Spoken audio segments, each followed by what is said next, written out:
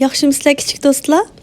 Bugun biz musulmonlarning ulug' kitobimiz bo'lgan Qur'ondagi ba'zi bir qissalar haqida, ya'ni davomliq hikoyamizni davomlashtiramiz. Oldingi qitim tunji qissa, ya'ni hayotlikning boshlanishi degan temada hikoya anglagandik. Bugun ikkinchi qissa, ya'ni tunji inson degan temada hikoyamizni davomlashtiramiz. Undaqda hikoyamizni boshlaylik. Eng dastlabda yana boshlanishida bu yerda hech narsa yo'q edi.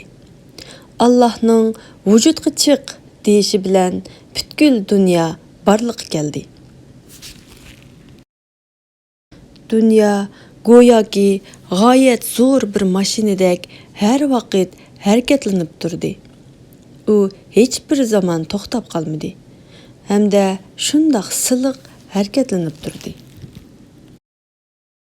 Allah farishtalarni yaratdi. Farishtalar intayin qudratlik. Undaqda farishtalar zodi nima ishlarni qiladi? Farishtalar dunyoning bulung pushqoqlarigacha Allohning buyruqlarini yetkazdi. Farishtalar shamollarga qachon chiqadiganligini bildirdi. Bulutlarning qayerlarga berish kerakligini bildirdi. Yomg'irlarga bo'lsa qachon qayerlarda yig'ishi kerakligini bildirdi.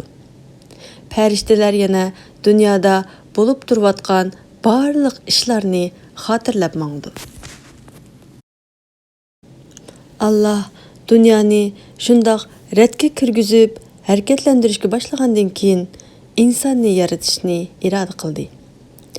Allah har turli tuproqlardan, ya'ni qurg'oq qum, yumron tuproq va yepishqoq patqoqlarni aralashtirib, loy etib, uni odam, ya'ni inson shakliga kirgizdi.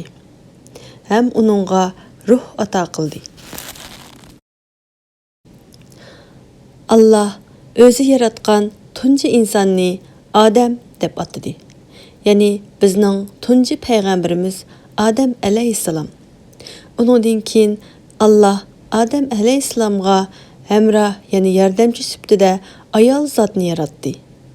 Ya'ni tunji ayol zot Hazreti Havvoni yaratdi.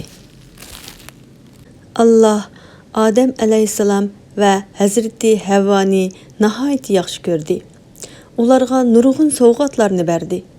Ya'ni go'zal dunyoni ko'ralaydigan ko'zlarni, qushlarning go'zal sayrashlarini anglay oladigan quloqlarni, o'zaro bir-biri bilan gap qilisha oladigan ovozni, shundoqla nimaning yaxshi ish, nimaning yomon ish ekanligini bila oladigan aqlni berdi.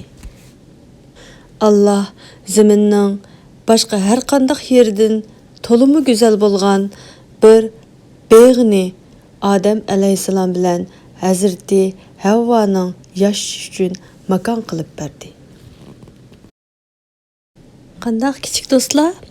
Bugungi bu tunji inson haqidagi qissamizni angladinglarmi? Ulug' Allohning tunji yaratgan kishilarining kim ekanligini bilib oldinglarmi? Undaqda bugungi hikoyamiz mush yergacha bo'lsin. Kelarki qadimda ko'rishaylik. Xayr xo'sh.